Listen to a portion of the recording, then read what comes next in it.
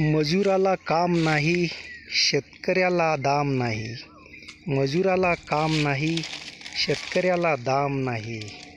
खूप देतं सरकार, अरे खूप देतं सरकार, कुणाला हवा आराम नाही. मायबाप हो, ही दशा आहे शेतकऱ्याची. निव्वळ मजुरापायी शेतकऱ्याचा माल हा शेतीत सडतोय. शेत तयार करण्यापासून तर माल घरात येईपर्यंत शेतकऱ्याला इतका पैसा लागतो की याची गिनती राहत नाही. पण याचं मोल कोणाला नाही. कुठपर्यंत हा बळीराजा कुठपर्यंत सहन करेल?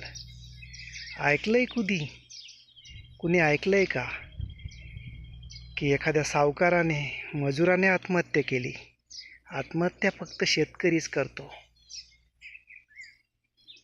करतो म्हटलं गलत आहे. करायला ही परिस्थिती त्याला भाग पाडते.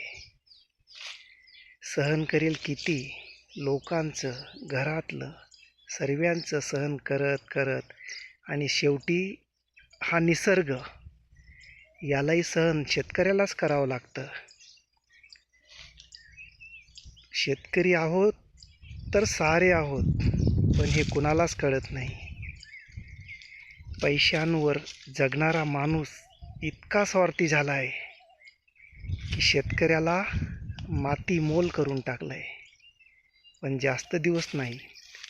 जसं शहरात मोकळी सोडलेली गुरं प्लास्टिक खाऊन पोट भरतात आणि प्लास्टिक खाऊन मरतात, हीच परिस्थिती अशीच राहिली तर काही वर्षात माणसंही प्लास्टिकच खातील.